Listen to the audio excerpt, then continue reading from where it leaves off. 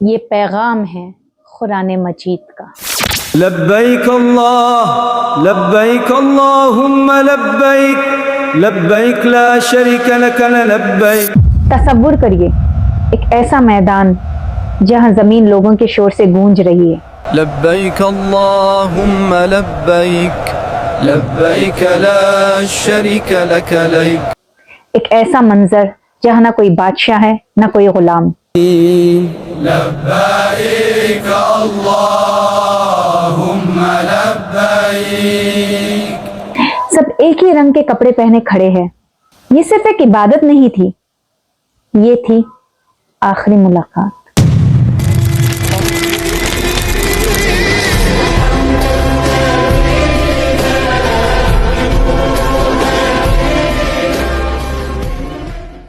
آج سفر شروع ہوتا ہے مدینہ سے۔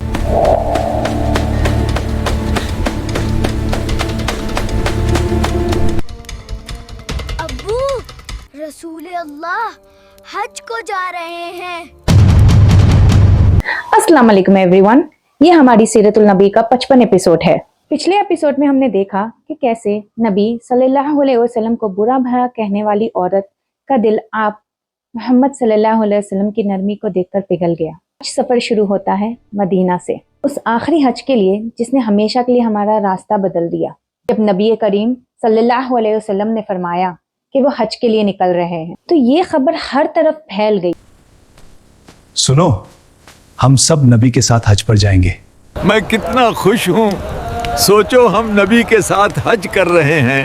لوگوں کا ایک سمندر مدینہ میں جمع ہونے لگا۔ ہر کوئی چاہتا تھا کہ وہ آپ اللہ کے رسول صلی اللہ علیہ وسلم کے ساتھ یہ سفر کرے۔ جب قافلہ روانہ ہوا تو منظر دیکھنے والا تھا۔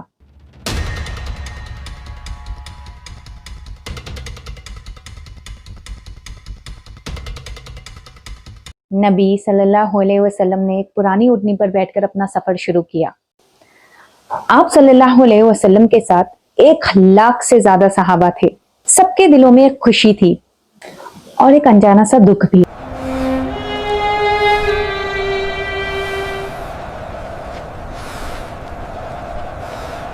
جیسے سب کو محسوس ہو رہا تھا کہ یہ ملاقات آخری ہے۔ ذی الحج کا مہینہ، سخت گرمی، مگر جذبہ ایسا کسی کو تھکاوٹ کا احساس بھی نہ تھا۔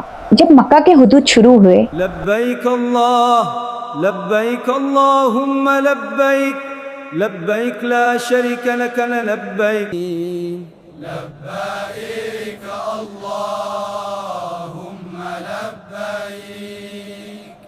سب کے لبوں پر ایک ہی پکار تھی، لبیک اللہم لبیک۔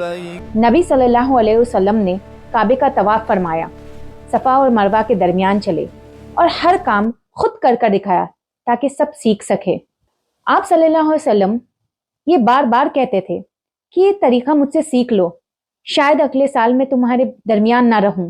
9 ذی الحج کا دن آیا، عرفات کا میدان، جہاں تک نظر جاتی تھی صرف سفید لپٹے ہوئے کپڑوں میں لوگ نظر آتے۔ نبی پاک صلی اللہ علیہ وسلم اپنی اونٹنی پر بیٹھے ہوئے تھے۔ چاروں طرف خاموشی چھائی ہوئی تھی، ہزاروں لوگ سانس روک کر سن رہے تھے۔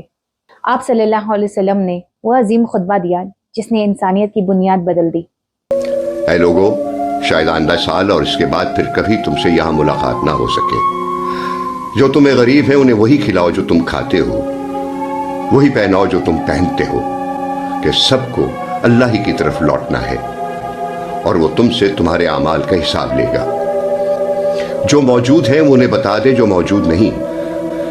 تم سب ایک آدم کی اولاد ہو اور تم میں سب سے بہتر وہ ہے جسے اللہ کا خوف ہے۔ میں جو کچھ کہوں اسے غور سے سنو۔ ایام جاہلیت کے مقتولین کا قصاص اور دیت دونوں ختم کی جاتی ہیں۔ یاد رکھو، ہر مسلمان دوسرے مسلمان کا بھائی ہے اور تمام مسلمان آپس میں بھائی بھائی ہیں۔ مسلمانوں میں رنگ، نسل اور قبیلے کا کوئی امتیاز نہیں۔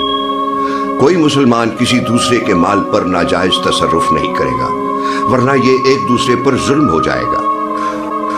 لوگوں، غور سے سنو، جو چیز میں تم میں چھوڑے جا رہا ہوں وہ چیز نہایت واضح اور روشن ہے، اور وہ ہے اللہ کی کتاب اور اس کے رسول کی سنت۔ اگر اسے مضبوطی سے پکڑے رہو تو کبھی ٹھوکر نہ کھاؤ گے۔ پھر آپ نے تکمیل دین کے حوالے سے اس آیت کی تلاوت فرمائی، आज के दिन हमने तुम्हारे लिए दीन को मुकम्मल कर दिया और अपनी नेमत तुम पर तमाम कर दी और तुम्हारे लिए दीन इस्लाम को पसंद कर लिया।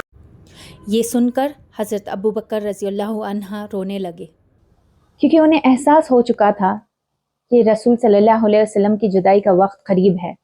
दोस्तों, ये आखिरी हज का सफ़र कोई एक पुरानी कहानी नहीं है, ये एक सीख है जो आज भी हमारे लिए एक रास्ता है।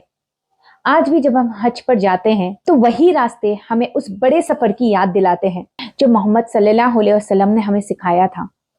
तो ये थी मेरी आज की कहानी। अगले एपिसोड में मिलते हैं कुछ एक नई सीख के साथ। तो please do like, subscribe and share. जज़ाकल्लाह खैर। अल्लाह हाफ़िज़।